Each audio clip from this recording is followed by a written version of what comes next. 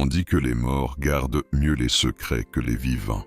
Mais que se passe-t-il quand un cadavre devient une arme? Quand un corps en décomposition, sous l'abbaye de Westminster, détient plus de pouvoir que toutes les armées qu'a jamais levées l'Angleterre? Le 24 mars de l'an 6003, une femme meurt. Mais voici ce qu'on ne vous dit pas dans les cours d'histoire. Elle n'est pas morte paisiblement, dans un lit royal, les lèvres murmurant des prières. Non, elle est morte debout, refusant pendant des semaines de s'allonger, les yeux grands ouverts, fixant des ombres que nul autre ne voyait. Ces dames d'honneur chuchotaient. La reine a perdu la raison. Élisabeth Tudor, la reine vierge, celle qui fit plier l'armada espagnole, et gagna, la monarque qui transforma une île ruinée en empire. Morte à 69 ans. Et avant même que son corps ne refroidisse, les mensonges commencèrent. Ce n'est pas l'histoire que vous connaissez, c'est celle qu'on a enterrée, celle qu'on a scellée dans le plomb pendant 4 siècles, parce que la vérité aurait réduit en cendres tout ce que la monarchie britannique a bâti. Commençons par cette chambre, là où tout s'est vraiment passé. Le palais de Richmond sentait la mort depuis des semaines, pas la mort propre de la maladie. Autre chose, quelque chose de pourri. Les servantes frottaient le sol avec de la lavande et du romarin. Elles brûlaient de l'encens jusqu'à en pleurer. Rien n'y faisait. L'odeur s'échappait des appartements de la reine, comme un être vivant. À l'intérieur, Élisabeth n'était plus qu'un fantôme prisonnier de son propre corps. Imaginez, une femme qui autrefois faisait trembler les puissants d'un seul regard, désormais soutenue par des coussins parce que ses jambes ne la portaient plus. Son visage, ce visage célèbre qui inspira des centaines de portraits, recouvert d'une pâte blanche si épaisse qu'elle se fissurait lorsqu'elle parlait.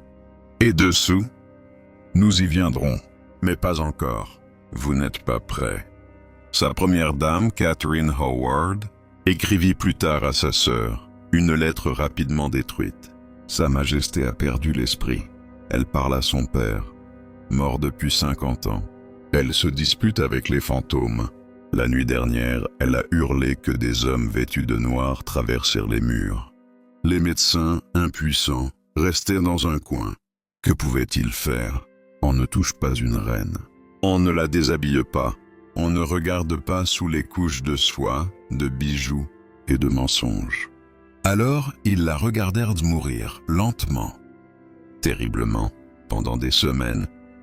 Mais revenons en arrière, parce qu'on ne peut comprendre l'horreur de sa mort sans connaître le cauchemar de sa survie. 1536. Une petite fille, pas encore âgée de 3 ans, regarde sa mère marcher vers l'échafaud. Et c'est là que tout a commencé. Anne Boleyn, la femme qui brisa l'Angleterre de Rome, la femme que Henri détruisit parce qu'elle n'avait pas su lui donner un fils. On interdit à Élisabeth d'assister à l'exécution, mais elle l'entend, la foule qui hurle, puis ce silence terrible, et puis plus rien. La tête de sa mère roule, le monde d'Élisabeth s'effondre, et dans ce vide, quelque chose se cristallise dans l'esprit de l'enfant. La faiblesse te tue. Être une femme te tue. Avoir besoin de quelqu'un te tue. Elle l'a compris très tôt. Grandir à la cour d'Henri VIII, ce n'était pas vivre dans un palais, mais dans un abattoir. Les épouses allaient et venaient. Les têtes tombaient. L'humeur du roi pouvait changer entre le petit déjeuner et le dîner. Et avant la nuit, quelqu'un mourait. Élisabeth observait tout, en silence. Et elle apprenait. Anne de Clèves, rejetée, mais assez intelligente pour l'accepter et survivre. Catherine Howard, trop jeune, trop naïve, décapitée à 21 ans. Catherine part, prudente, stratégique, sauvée parce qu'elle sut devenir invisible. Les leçons étaient claires. S'adapter ou mourir. Se soumettre ou mourir. Faire un faux pas et mourir. Et Élisabeth apprenait vite. Quand on lui arracha son titre, quand on la traita de bâtarde, quand on l'envoya loin de la cour, elle sourit. Elle fit la révérence, remercia pour la miséricorde, mais à l'intérieur, elle enregistrait tout. Qui l'avait trahi, qui était resté silencieux, qui pourrait un jour lui servir. Son père se remaria encore et encore, chaque nouvelle épouse rappelant à quel point les femmes étaient jetables. Alors elle se plongea dans les livres, latin, grec, philosophie, langues. Elle forgea son esprit comme une arme, espérant que, peut-être, on oublierait qu'elle était femme. Quand son frère Édouard monta sur le trône à 9 ans, et que les fanatiques protestants brûlèrent les catholiques dans les rues, Élisabeth resta muette. Elle assista aux offices protestants, Luther Bible, et ne donna à personne la moindre raison de l'accuser. Puis vint sa sœur Marie, Marie la sanglante, la reine qui brûla les protestants à leur tour. Les bûchers de Smithfield avalaient des centaines d'hommes et de femmes hurlant, et quand on enferma Élisabeth dans la tour de Londres, dans les mêmes murs où sa mère avait attendu la mort, elle fit quelque chose d'extraordinaire. Elle survécut. La tour de Londres, en l'an 1554, n'était pas une prison. C'était une salle d'attente pour la mort. Élisabeth le savait. Chaque pierre de sa cellule avait vu mourir quelqu'un. Sur les murs, des noms gravés, des prières, des pensées désespérées, laissées par ceux qui ne reverraient jamais la lumière. Elle y resta 2 mois, 2 mois d'interrogatoire, 2 mois à se demander chaque matin si aujourd'hui serait le jour où l'on viendrait la chercher pour l'échafaud. Marie voulait son sang. Les preuves étaient minces. Quelques lettres, quelques alliances suspectes. Mais dans l'Angleterre des Tudors, une simple rumeur suffisait. Si le monarque voulait votre mort, alors vous mourriez. Pourquoi Élisabeth a-t-elle survécu? En partie par chance, mais surtout parce qu'elle fut d'une prudence presque inhumaine. Chaque réponse, chaque silence, pesé, calibré, contrôlé. Ils ne purent jamais bâtir un dossier solide contre elle. Et surtout, elle avait compris une chose essentielle. Elle devait devenir indispensable. Elle fit croire à Marie que la tuer causerait plus de problèmes que de la garder en vie. Comment? En devenant celle qu'on voulait voir. Catholique quand Marie l'observait. Malade quand les interrogatoires devenaient trop durs. Soumise, pieuse, fragile. Aucune menace. C'était un rôle. Chaque mot était calculé. Chaque larme parfaitement minutée. Et cela fonctionna. Mais personne ne parle jamais de ce que cela fait à une âme. Vivre chaque jour avec la certitude que le moindre mot, le moindre frisson d'émotion sincère, peut vous condamner à mort. Qu'est-ce que cela fait à un esprit, à un corps? Cela ne brise pas d'un coup. Cela ronge, lentement, invisiblement, jusqu'à tout détruire. Élisabeth sortit de la tour en 1555. Mais celle qui en sortit n'était plus la même que celle qui y était entrée. Elle était plus dure, plus froide, plus maîtrisée. Elle avait appris que survivre signifiait ne jamais montrer son vrai visage. Cette leçon allait définir tout son règne, et un jour la tuer. 1558. Marie meurt, sans enfant, et détestée. Soudain, contre toute attente, Élisabeth devient reine. 25 ans. La jeune femme qui avait survécu à une mère exécutée, à un père tyran, à un frère maladif et à une sœur meurtrière, était désormais la femme la plus puissante d'Angleterre. Le couronnement fut splendide. Élisabeth traversa Londres vêtue d'or, la foule criant son nom. Elle souriait. Sa loi, chaque geste royal, parfait. Mais sous la robe, les bleus du corset trop serré. Sous la couronne, la migraine, et sous le sourire, la peur, car elle savait ce que les autres ignoraient. Être reine ne la rendait pas plus sûre. Cela faisait d'elle une cible plus grande encore. Le premier conseil qu'on lui donna, mariez-vous, donnez un héritier, assurez la succession. Ce n'était pas une suggestion, c'était un ordre. Du Conseil royal, du Parlement, des ambassadeurs de toute l'Europe. Une femme, disait-il, ne pouvait pas régner seule. Elle devait avoir un mari. Alors commença le défilé des prétendants. Philippe d'Espagne d'abord, le veuf de sa sœur morte, 2 fois son âge, promettant de protéger l'Angleterre, en l'absorbant dans son vaste empire catholique. Élisabeth rencontra son ambassadeur, sourit avec douceur, et dit qu'elle y réfléchirait. Elle n'en avait aucune intention, mais dire non trop vite, c'était risquer une guerre. Alors elle le fit patienter, pendant des années. Puis vint l'archiduc Charles d'Autriche. Protestant, advantage certain. Mais l'épouser, c'était lier l'Angleterre aux guerres sans fin du Saint-Empire. Élisabeth exprima de l'intérêt, allongea les négociations et ne s'engagea jamais. Enfin, Éric XIV de Suède. Il envoya portrait après portrait, chacun plus flatteur que le précédent. Élisabeth les suspendit dans ses appartements privés et riait avec ses dames de sa désespérance. Et puis vint le duc d'Anjou, jeune, charmant, catholique. Celui-là alla plus loin que les autres. Pendant un temps, Élisabeth sembla réellement intéressée. Ou peut-être, c'était encore un rôle.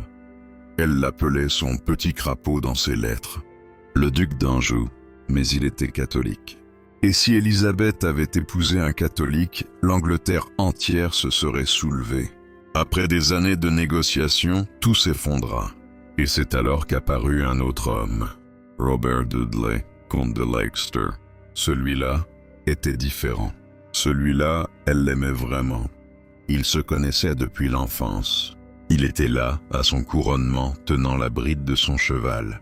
Grand, séduisant, ambitieux, protestant, parfait. Sauf pour un détail, il était déjà marié à Amy Robsart. Et en 1560, Amy Robsart mourut. Une chute dans l'escalier à Commonplace. Une nuque brisée. Trop commode. Les rumeurs explosèrent aussitôt.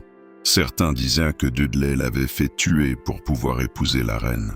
D'autres, plus audacieux encore, affirmant qu'Élisabeth elle-même avait donné l'ordre. Le scandale fut immense. Et malgré tout, Élisabeth voulait l'épouser. Elle était amoureuse. Peut-être la seule fois de sa vie où elle aima vraiment quelqu'un, d'un amour humain. Elle aurait pu le faire. Elle était reine. Personne ne pouvait l'en empêcher. Mais ses conseillers menacèrent de se révolter. Le scandale détruirait son règne.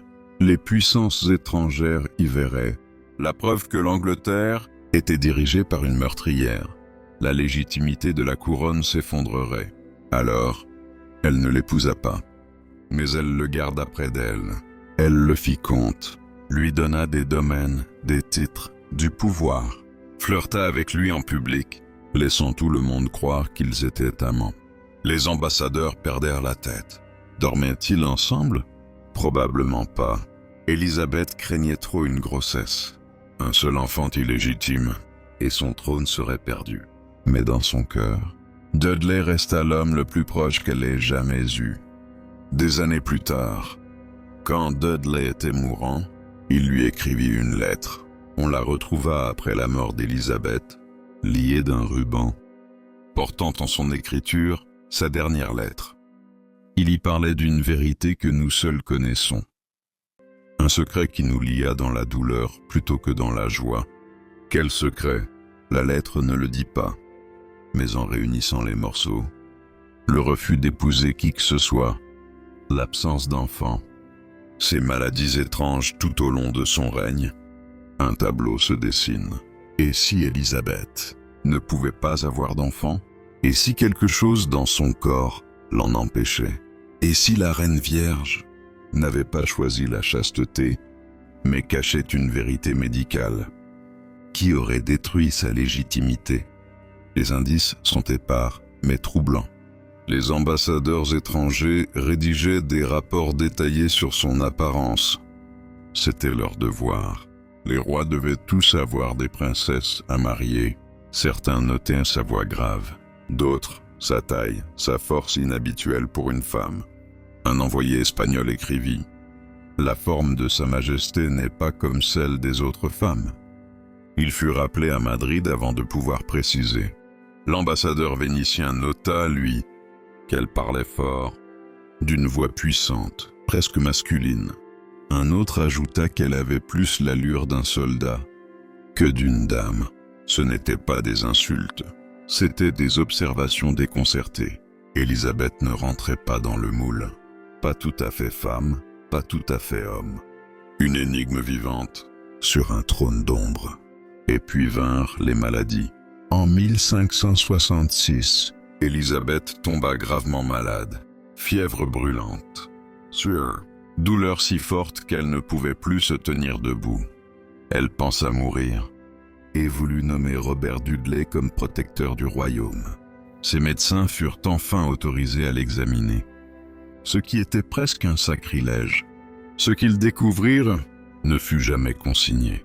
Mais le docteur Huyck ressortit blême, bouleversé.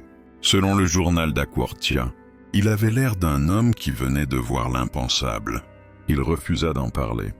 1 an plus tard, il était mort. Fièvre subite, disait-il. Trop pratique. Élisabeth s'effondra un jour, en pleine réunion du conseil. Ces dames la portèrent jusque dans ses appartements, desserrèrent son corsage, et l'une d'elles s'évanouit. Les autres vidèrent la pièce aussitôt. Aucune explication ne fut jamais donnée. Mais la question reste suspendue, comme un souffle dans l'histoire. Qu'ont-elles vu? Des médecins modernes ont avancé une hypothèse troublante. Et si Élisabeth avait souffert d'un syndrome d'insensibilité aux androgènes, une condition où l'on possède des chromosomes XY, mais où le corps ne répond pas à la testostérone? Extérieurement, la personne paraît femme, mais elle ne peut ni avoir de menstruation, ni concevoir un enfant. Les personnes atteintes de ce syndrome sont souvent grandes, ont la voix plus grave, peu de pilosité, et n'ont pas d'organes reproducteurs féminins fonctionnels. Tout semble féminin à l'extérieur. Mais à l'intérieur, la biologie raconte une autre histoire. Cela expliquerait tout. L'impossibilité du mariage, l'absence de cycle mensuel, le mystère dont les médecins n'ont jamais voulu parler. D'autres historiens ont proposé d'autres pistes. Le syndrome de féminisation testiculaire, le syndrome de Swyer, ou d'autres formes d'intersexuation, rendant toute grossesse impossible, tout en laissant une apparence féminine intacte. Mais la vérité, nous ne la saurons jamais. Car la seule preuve capable de trancher, le squelette d'Élisabeth, demeure scellé dans l'abbaye de Westminster. Depuis plus de 4 siècles, le Royaume-Uni refuse chaque demande d'examen. En 1952, lors du couronnement d'Élisabeth II, les historiens plaidèrent pour ouvrir la tombe, refusé. En 1975, avec l'arrivée des nouvelles techniques de scanner non invasives, refusé encore. En 2003, pour le 400e anniversaire de sa mort, une pétition officielle, signée par plusieurs universités, refusée. Toujours. Pourquoi? Que protège-t-il? La réponse officielle, le respect des morts.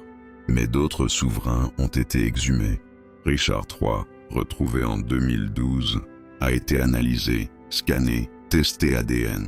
Henri VI, Catherine d'Aragon, même des rois médiévaux. Tous ont livré leurs secrets. Sauf elle. Pourquoi pas Élisabeth? Qu'y a-t-il dans ce cercueil qu'on ne doit pas voir? La conclusion semble évidente. Parce que ce qu'il y a là-dessous ne correspond peut-être pas à la légende. Et cette légende vaut plus que la vérité. Mais avançons. Car qu'elle ait pu avoir des enfants ou non, Élisabeth passa 45 ans à dire au monde qu'elle choisissait de ne pas en avoir. Et ce choix, réel ou imposé, avait un prix lent, invisible, mortel, le poison, sa signature visuelle, le teint d'une blancheur spectrale, les lèvres rouges, la chevelure de feu, iconique, immortalisée dans des centaines de portraits. Mais ce visage de porcelaine, c'était du plomb. Le fameux vénitien céruse, un mélange de plomb blanc et de vinaigre, parfois enrichi d'arsenic. Chaque jour, elle s'en enduisait le visage. Un rituel lent, douloureux, sacré. On préparait d'abord la peau avec des lotions acides qui la brûlaient. Puis on appliquait la céruse, couche après couche, jusqu'à obtenir cette blancheur surnaturelle. À la lumière des chandelles, Élisabeth devait paraître irréelle, comme une statue vivante. Mais le plomb n'est pas inoffensif. Il traverse la peau, pénètre le sang, les os, le cerveau, les symptômes de l'intoxication chronique, correspondant presque parfaitement à ceux de la reine. Migraines violentes, crampes abdominales, faiblesse musculaire, douleurs articulaires. Dès la quarantaine, elle peinait à gravir les escaliers. À 50 ans, elle avait besoin d'aide pour se lever. Colère soudaine, trou de mémoire, insomnie, anémie, épuisement. Pendant 45 ans, la Reine Vierge s'empoisonnait lentement, chaque matin, pour rester éternelle. Pour que le mythe survive à la femme, le masque d'Élisabeth n'était pas une coquetterie. C'était une armure, un bouclier politique. La moindre fissure dans la façade, et les loups se seraient rassemblés. L'Espagne n'attendait qu'un prétexte pour envahir. Les assassins catholiques complotaient dans l'ombre. Ses propres nobles calculaient, pesant chaque jour la possibilité d'un trône vacant. Son pouvoir ne reposait que sur une chose, l'image de son invincibilité. Alors, chaque matin, ces dames d'honneur étalaient la céruse empoisonnée sur sa peau, couche après couche, jusqu'à ce que son visage devienne un bouclier blanc, impénétrable. Le plomb s'infiltrait dans ses pores, si profondément que même une fois lavé, il restait là, incrusté. Et sous le masque, la chair se détruisait, année après année. À 40 ans, sa peau était sèche, craquelée, rongée par l'acide et le plomb. Les couches de maquillage devenaient plus épaisses, pour cacher les dégâts qu'elle provoquait. À 50 ans, des plaies ouvertes apparaissaient, petites au début, puis plus larges. La chair elle-même se corrodait. On les couvrait de plus de peinture. Et le cercle vicieux continuait. À 60 ans, selon le témoignage secret d'une suivante, la reine portait sur le visage et le cou des plaques noircies, suintantes, qui ne cicatrisaient plus. La nécrose, la mort lente des tissus après des décennies d'exposition au plomb. Et pourtant, en public, elle restait parfaite. Glorieuse, intouchable, la fée reine, Gloriana. Regardez ces portraits des dernières années. Ils cessent d'être réalistes. La Rainbow Portrait, vers 1600, montre une jeune femme sans rides, au teint pur et lumineux. Mais Élisabeth avait alors près de 70 ans. Ce n'est plus un portrait, c'est une icône, une relique vivante. Parce que la vraie femme, sous la peinture, se désintégrait lentement. Le corset, lui, était l'autre instrument de torture. La mode de cour exigeait un corps figé, taille minuscule, poitrine plate, torse triangulaire. Pour obtenir cette forme, on utilisait des corsets renforcés de baleine, de bois ou d'acier. Élisabeth serrait le sien plus que quiconque. Chaque cérémonie était une épreuve d'endurance. La respiration coupée, le dos raide, le sourire intact. Un corset correctement lacé réduisait la taille de 10 à 15 cm. Le sien encore plus. Jour après jour, pendant 45 ans, les côtes finissaient par se plier. Les poumons ne pouvaient plus se gonfler. Le foie se déplaçait, les organes se tordaient. La digestion devenait supplice. Le moindre mouvement faisait mal, mais elle tenait debout. Toujours.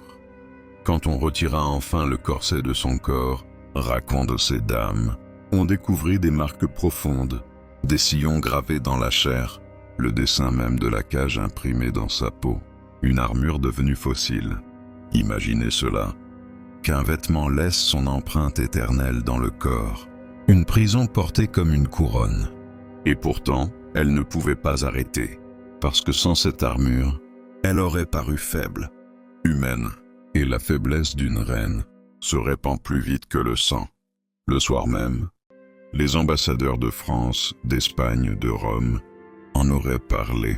Chaque soupir, chaque fatigue aurait été interprété comme un signe. La fin approche. Alors elle se tenait droite, respirant à peine, souriant à travers la douleur, car l'apparence, c'était le pouvoir. Et ce pouvoir, elle l'a payé de sa chair.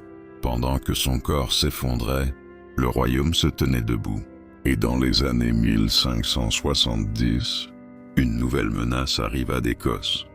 Mary Stuart, la cousine, belle, catholique, fertile, et pour l'Europe entière, la véritable reine d'Angleterre. Élisabeth mangeait à peine, dormait à peine, des heures entières, assise, le regard perdu dans le vide. Était-ce la culpabilité? Peut-être. Marie était sa cousine. Elles ne s'étaient jamais rencontrées, mais avaient échangé des lettres pendant des années. Élisabeth l'avait gardée prisonnière pendant 19 ans avant de la faire exécuter. Ou bien, était-ce autre chose? Le sentiment d'avoir détruit la seule femme en Angleterre qui représentait tout ce qu'elle-même n'était pas. Marie avait été mariée 3 fois, avait eu un fils, avait été aimée, trahie, abandonnée. Mais elle avait laissé derrière elle quelque chose qu'Élisabeth n'aurait jamais. Une trace de sang, une descendance. Élisabeth régnait sur l'Angleterre, mais c'est le fils de Marie, Jacques, qui l'hériterait. Cela devait être amer, et tuer Marie n'avait pas éteint la menace. Cela l'avait décuplée, car désormais, Philippe II d'Espagne avait le prétexte parfait pour la guerre. L'Armada espagnole, 1588, la plus grande flotte d'invasion jamais dirigée contre l'Angleterre. 130 navires, 30 000 hommes. Le plan, remonter la Manche, rejoindre l'armée espagnole aux Pays-Bas, envahir l'Angleterre, déposer Élisabeth et restaurer le catholicisme. Si l'Armada avait réussi, Élisabeth aurait été exécutée. L'Angleterre serait devenue un vassal espagnol. La réforme protestante aurait été effacée. Élisabeth avait 54 ans. Elle souffrait du plomb, du corset, de douleurs articulaires, de dépression, de nuits sans sommeil. Et pourtant, elle monta à cheval pour rejoindre ses troupes à Tilbury. C'est l'un des moments les plus célèbres de l'histoire anglaise. Élisabeth en armure, ou plutôt avec une cuirasse cérémonielle sur sa robe, sur un cheval blanc entouré de soldats. Et ce discours, je sais que j'ai le corps d'une faible femme, mais j'ai le cœur et l'estomac d'un roi et d'un roi d'Angleterre. Des mots gravés dans la mémoire de son peuple. Une scène de pure légende. Ce que l'on dit rarement, c'est ce qu'il y eut avant et après. Avant Tilbury, elle était si affaiblie qu'elle ne pouvait presque plus monter à cheval. Ces dames durent la soulever pour la placer en selle. On lui donna du vin mêlé à un stimulant, juste pour qu'elle tienne debout. Pendant 3 heures, elle fut la reine guerrière. Chaque regard, chaque geste, chaque mot vibrait d'autorité. Les soldats l'adoraient. C'était une performance, la plus grande de sa vie, et elle fonctionna. L'armée entière, galvanisée, était prête à mourir pour elle. Mais après, Élisabeth s'effondra. Elle resta enfermée 1 semaine entière, incapable de se lever, incapable de manger. Ses médecins murmuraient « hémorragie interne ». Mais personne n'avait le droit de l'examiner. Une de ces dames écrivit « Le triomphe de Sa Majesté à Tilbury lui a coûté cher. Elle souffre terriblement, mais nul n'a le droit d'en parler. » Pourtant, publiquement, c'était la victoire. L'Armada fut détruite, moitié par la stratégie anglaise, moitié par les tempêtes de l'Atlantique. L'Angleterre célébrait. Élisabeth devint Gloriana, la reine immortelle, championne du protestantisme. Et dans le secret de ses appartements, elle saignait, elle remettait le masque, toujours le même, toujours plus lourd. Les années 1590 marquèrent le début de la fin. Robert Dudley mourut peu après l'Armada. Fièvre, douleur d'estomac, sans doute un cancer. Il avait 55 ans. Élisabeth l'avait aimé 30 ans. Elle s'enferma dans ses chambres, refusa de manger, refusa de parler. Ses conseillers durent menacer de forcer la porte. Quand elle reparut, Elle portait la dernière lettre de Dudley dans une bourse autour du cou. Jusqu'à sa mort, elle garda tous ses cadeaux. Interdit qu'on prononce son nom en mal. C'était un deuil véritable. Puis vint Robert Devereux, comte d'Essex, le fils adoptif de Dudley, 20 ans plus jeune qu'Élisabeth. Beau, audacieux, imprudent. Elle l'adora. Elle lui donna tout. Commandement, faveur, indulgence. Mais Essex était arrogant, persuadé d'être irremplaçable. Envoyé en Irlande, il échoua, signa une trêve sans autorisation et revint à Londres sans ordre.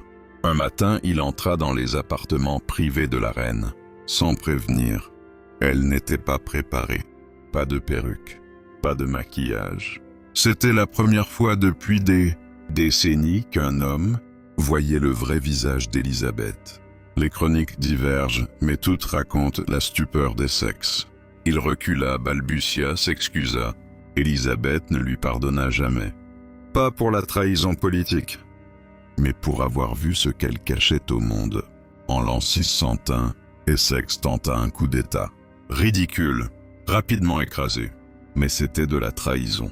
Et Élisabeth signa son exécution. Elle pleura, dit-on, en apposant sa signature. Mais elle signa. Essex fut décapité le 25 février 1601. Il avait 34 ans. Après cela, la reine s'éteignit lentement. Elle ne mangeait plus, ne dormait plus. Ses conseillers la suppliaient de nommer un héritier. Elle refusa. Par superstition ou par politique, nommer un successeur, c'était appeler la mort. Ou peut-être, elle n'en avait simplement plus la force. Le corps se désagrégeait. Vers l'an 1600, elle avait perdu la plupart de ses dents, rongées par le plomb et le sucre. Son haleine était fétide. Elle bourrait ses joues de coton pour garder la forme de son visage. Ses cheveux étaient partis, arrachés par les années, par le poison, par le stress. Ses perruques, de plus en plus hautes, pesaient des kilos, serties de perles et d'or. Ses mains tremblaient sans cesse. Ses yeux voyaient à peine. Et puis, il y avait l'odeur, une puanteur douce et pourrie que nul parfum ne pouvait masquer. Une reine transformée en légende, pendant que son corps, lentement, se consumait. Nous faisions brûler de l'encens sans arrêt, mais il ne faisait que masquer le pire. Quelle en était la cause? Une tumeur, un abcès dû à la pression constante du corset, ou peut-être une infection interne que son corps, empoisonné au plomb, ne pouvait plus combattre. Nul ne le sait, mais quelque chose, à l'intérieur d'Élisabeth Tudor, pourrissait, alors qu'elle vivait encore, et elle le savait. Elle devait le savoir, mais elle ne pouvait pas l'admettre. Chercher des soins médicaux, ça aurait été reconnaître sa faiblesse. Alors elle souffrit en silence, suivie partout par l'odeur de sa propre décomposition. Vers la fin de l'an 602, tout le monde à la cour voyait venir la fin. La reine s'affaiblissait à vue d'œil, plus maigre, plus pâle, plus confuse. Son célèbre tempérament de feu laissait place à un étrange silence. Elle restait des heures sans parler, le regard vide. Les ambassadeurs étrangers écrivaient à leur roi « Préparez la transition. La reine d'Angleterre est en train de mourir. » Mais Élisabeth continuait à jouer son rôle. Toujours le visage blanchi, la perruque rouge, les robes éclatantes, jusqu'à ce qu'elle ne puisse plus. Janvier de l'an 603. Élisabeth a 69 ans. Reine depuis 44 ans. Épuisée, elle cesse de se maquiller. Ses dames d'honneur sont horrifiées. Sans phare, on verrait les cicatrices, la peau abîmée, les taches. Mais elle s'en moque. « Je me fiche de ce qu'ils verront », aurait-elle murmuré. Elle cesse aussi de manger. Non par choix, mais parce qu'avaler est devenu une torture. La gorge enflée, l'estomac détruit. Quelques gorgées de bouillon, un peu de vin, rien d'autre. Son ventre gonfle monstrueusement, comme si la Vierge Reine portait enfin un enfant. Ironie cruelle. Ce n'était pas une grossesse, mais une accumulation de liquide. Les organes cédaient un à un. Le foie, les reins, incapables d'éliminer les toxines. L'eau s'accumulait dans son corps. Et le symbole était terrible. Après une vie à refuser le mariage et la maternité, son propre corps la tournait en dérision. Elle refusa d'aller se coucher. C'est devenu le trait distinctif de ces dernières semaines. Les médecins suppliaient, les conseillers insistaient, les dames imploraient. Rien n'y fit. Elle restait assise, calée sur des coussins, soutenue par ses femmes. Les jours passaient, puis les semaines. Elle ne parlait presque plus. Des fragments, parfois, des noms de morts, des prières en latin, à demi oubliées. Parfois, elle riait sans raison. Parfois, elle demandait à un coin vide de la pièce « Qui est là ?» Pourquoi refuse-t-elle de s'allonger demandait une de ces dames. Elle donnait différentes réponses. « Si je me couche, je ne me relèverai jamais. » Ou encore « Le lit est un piège. La mort m'y attend. » Et parfois, elle secouait simplement la tête. Les historiens hésitent. Peut-être psychologique. S'allonger, c'était se rendre. Et Élisabeth avait passé sa vie entière à ne jamais céder. Ou peut-être physique. Couchée, la douleur devenait insupportable. Le liquide comprimait ses poumons, l'air manquait. Ou peut-être, elle n'était déjà plus lucide. Son cerveau, lentement empoisonné par le plomb, cessait de fonctionner. Son corps se mourait, cellule par cellule, et dans sa confusion, elle s'accrochait à la seule chose qu'elle pouvait encore contrôler. Rester droite. Pendant ce temps, le conseil royal paniquait. La reine n'avait toujours pas nommé d'héritier.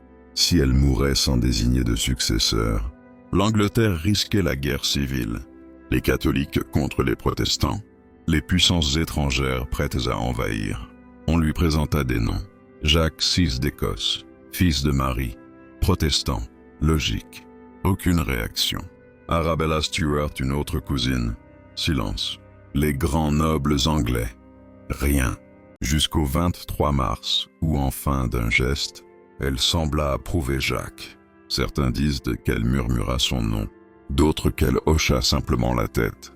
Quoi qu'il en soit, c'était suffisant. La succession était assurée. Cette nuit-là, elle consentit enfin à s'allonger, ou plutôt elle s'effondra. On la porta jusqu'au lit royal. Son souffle était irrégulier, haché, ses yeux ouverts mais vides. L'archevêque priait à genoux. Ces dames lui tenaient les mains. Les conseillers, dans l'ombre, préparaient déjà la transition. À l'aube du 24 mars de l'an 603, le souffle s'arrêta. Élisabeth Tudor était morte, sans dernière parole, sans confession. Juste le silence, et tout de suite le secret. Les portes verrouillées, les gardes postés, les dames les plus fidèles seules autorisées à rester. Quand elles commencèrent à la dévêtir, l'horreur apparut. Le maquillage se détachait en plaques, emportant la peau. Dessous, la chair noire, ulcérée, rongée par le plomb. Le corset avait gravé dans sa chair des sillons profonds. Et plus bas, le corps n'était plus celui d'une femme. Ils scellèrent le cercueil dans le plomb, l'enterrèrent vite. Depuis 4 siècles, il n'a jamais été rouvert, parce que ce qu'il contient détruirait le mythe. La Vierge Reine est morte, mais son mensonge, lui, est éternel.